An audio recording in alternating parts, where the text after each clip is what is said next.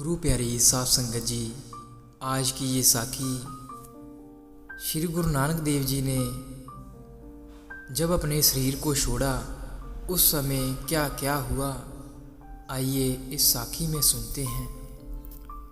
साध संगत जी, श्री गुरु नानक देव जी ने दृढ़ निश्चय कर संगत को दूर दूर संदेश भेजे कि वह अपने उत्तराधिकारी की विधिवत घोषणा करने जा रहे हैं, अतः सभी लोग निश्चित समय पर उपस्थित हों।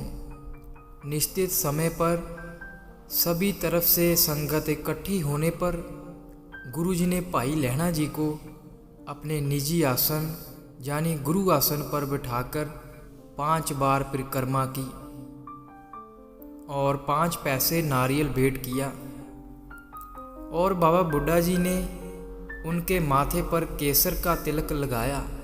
उसके बाद गुरुजी ने स्वयं दंडवत प्रणाम कर भाई लहणा जी को अपना गुरु स्वीकार कर घोषणा की कि आज से गुरु पदवी भाई लहणा जी को अपना निजी स्वरूप देकर गुरु अंगद के रूप में सौंप रहा हूँ।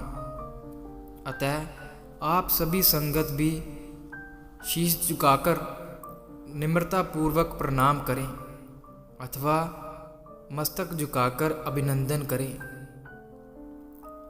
गुरुजी ने उस समय गुरु शिष्य के नाते को बदलकर एक नई परंपरा की आधारशिला रखी, जिसके अनुसार शिष्य को गुरु बनाकर और स्वयं शिष्य बनकर शीश झुका दिया।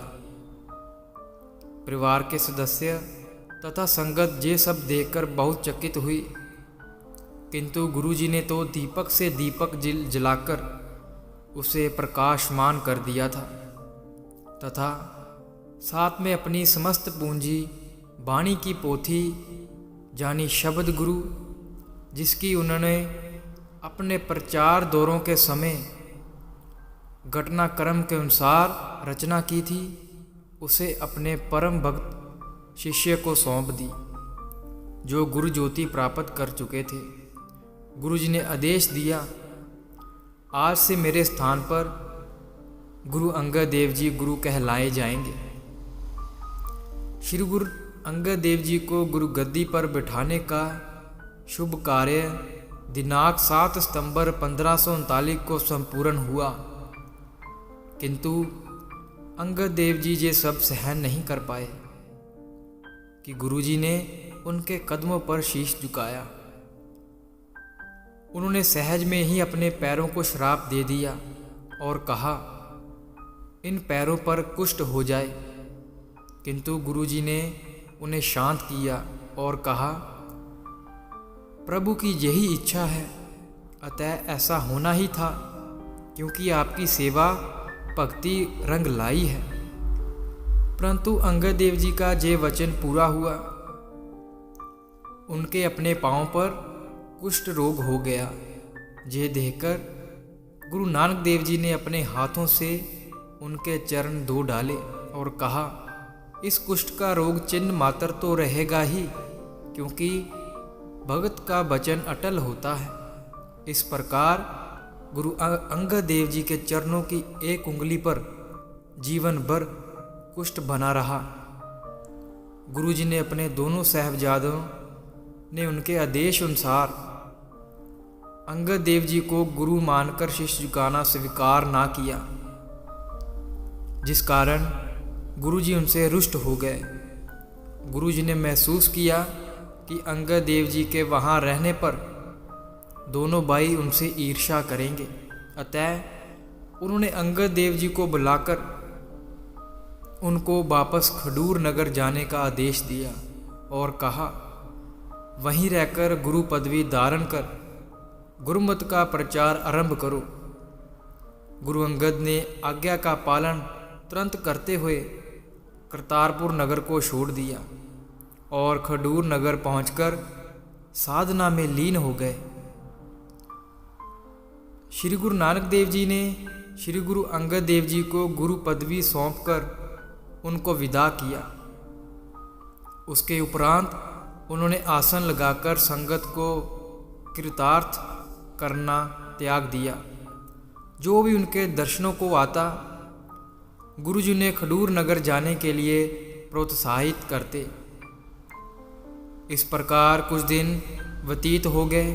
एक दिन गुरुजी ने समस्त संगत तथा निकटवर्ती को संदेश भेजा कि इस नश्वर शरीर को त्याग कर वह निज धाम को प्रस्थान करने जा रहे हैं। आप सबसे अब अंतिम विदाई लेनी है, इसलिए आप सब समय अनुसार दर्शन देकर कृतार्थ करें। इस संदेश को प्राप्त करते हैं सभी लोग गुरुजी से मिलने आए, परंतु उनसे रूठे हुए उनके दोनों पुत्र नहीं आए। इस पर उन्होंने एक बार उनको विशेष रूप से आदेश भेजा कि उन दोनों को पिताजी याद कर रहे हैं और उनका कहना है यदि आप दोनों ना आए तो भी वह शरीर त्याग देंगे।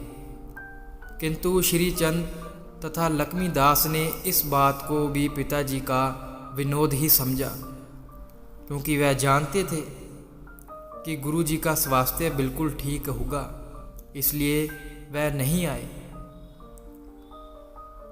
गुरुजी ने भी सभी को प्रभु लीला में प्रसन्न रहने का आदेश दिया और कहा कि धैर्य ही सबसे बड़ी शक्ति है और अपने पुत्रों की प्रतीक्षा किए बिना ही आपकी चादर तान कर सो गए। गुरुजी के सचखंड प्रस्थान का समाचार जब बाबा श्रीचंद और बाबा लक्ष्मीदास जी को मिला तो वह जल्दी से आए और गुरुजी से समक्ष प्रार्थना करने लगे कि उनसे भूल हुई है, उनको क्षमा करें तथा कम से कम 2 घड़ी के लिए दर्शन देकर कृतार्थ करें।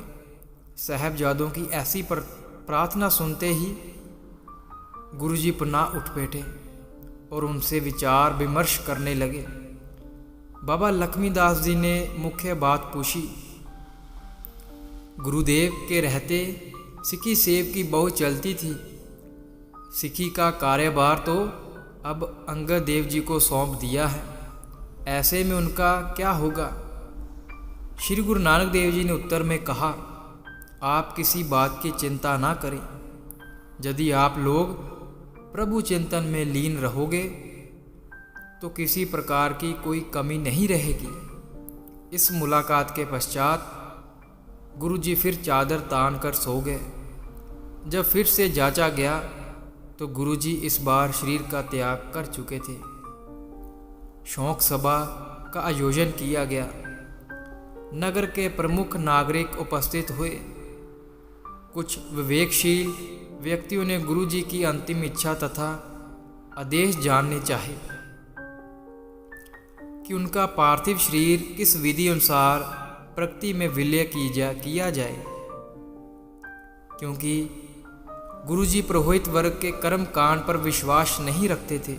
आगे क्या हुआ ये देखने के लिए इस चैनल को सब्सक्राइब करें और बेल आइकन पर ज़रूर क्लिक करें। बेल आइकन पर क्लिक करने से हमारी आगे आने वाली वीडियो की नोटिफिकेशन आप तक पहुंच जाएगी।